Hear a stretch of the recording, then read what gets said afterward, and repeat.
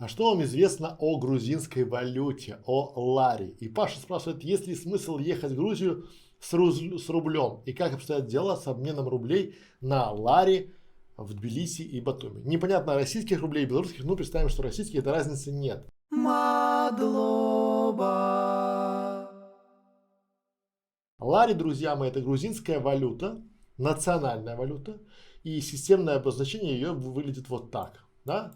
Звучит красиво, лари, потому что перевод как песня, да, вот тоже, да, клад либо богатство. Лари это как по-грузински клад либо богатство. Тетри. Тетри это, скажем так, копейки по-русски, если брать. Ну, давайте, чтобы вам было понятно, да.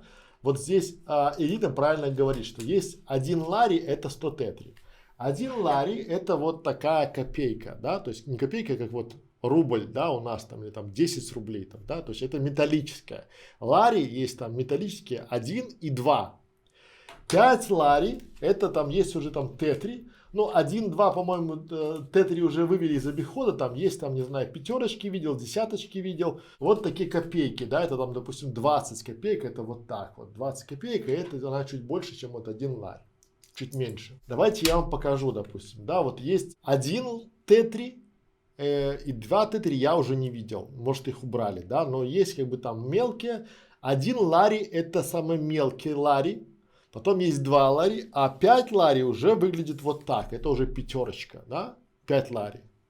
Потом у них есть еще 10 лари, но здесь есть такой подвох, потому что есть 10 лари и 100 лари бывает старого образца, вот так, да, там видите, вот такое.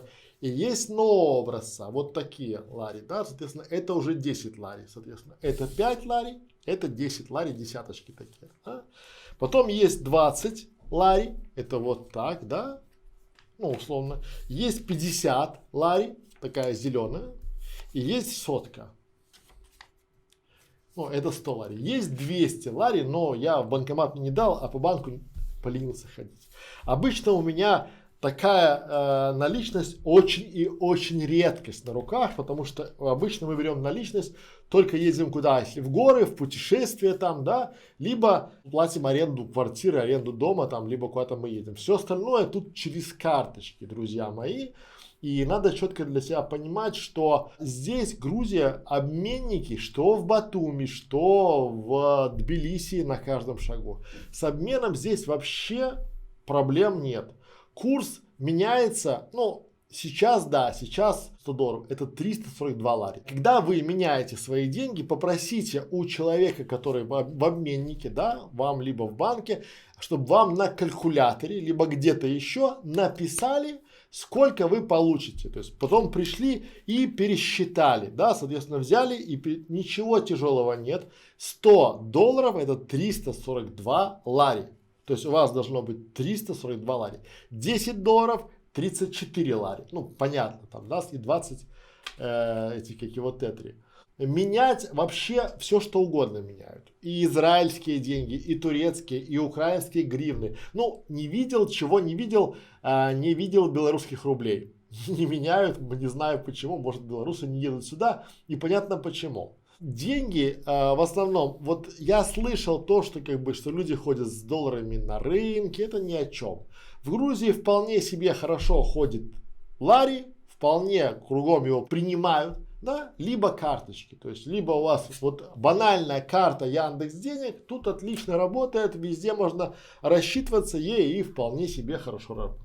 Не только в крупных, то есть в любом магазине, в любом кафе бывают моменты, когда говорят, ой, извините, у нас там терминал не работает. Бывает интернет там барахлит, хотя в Грузии сейчас кругом хороший интернет, и в принципе здесь условно вполне себя комфортно чувствуют люди, у которых есть чуть-чуть наличных, да, и на карточке. Причем карточка может быть не грузинских банков, а российских, украинских, белорусских. Здесь вполне себе нормально это все работает. Елена отвечает, сравним, у нас рубли, в Грузии лари, у нас копейки, у них тетрис. Правильно, да? Часто встречается Bank of Georgia. Это Сакартвело. Ну, Грузия по-грузински, то есть еще одно название Грузии, это Сакартвело. И банк это Сакартвело, там где такой оранжевый банк и там лев как логотип. Ну, опять же, схема проста. Едьте с долларами. Вот просто возьмите себе там, не знаю, 100, 200, 500, 700, 1000 долларов наличными, причем привозить же через границу можно там до 5000 долларов, да, там, чтобы было наличным.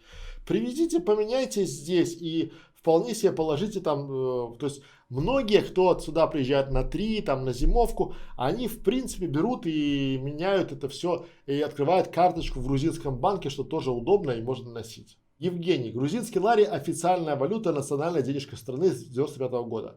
Введена и по сегодня. Конвертация проходит без проблем, согласен. Огромное количество банков.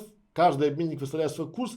Где-то может быть больше, где-то меньше, но не так кардинально. Там идет на сотые, а то даже на тысячные доли от лари. Там, ну, там как бы бывает там 3,40, там 6 и там и дальше пошли там концы. То есть опять же здесь, где, естественно, около вокзалов, около или в аэропорту, там, да, не думайте менять там, не знаю, просить у таксистов, это бесполезно. То есть вы в принципе можете на такси доехать до любого обменника. Если в ресторане не принимают, да, спросите, где можно сдать это, как его, обменять валюту, это нормально. Либо карточкой расплатитесь, либо вызовите такси по Яндекс.Такси, доедете до ближайшего обменника. Таксисты лояльные, понимают, по-русски практически все говорят, и все у вас будет в порядке. Думаю, что я вам ответил про грузинскую валюту. Если вам непонятно, вот здесь внизу можно написать вопросы или спрашивайте что-нибудь. Сразу все ответим, либо под этим видео. Спасибо за внимание, до свидания.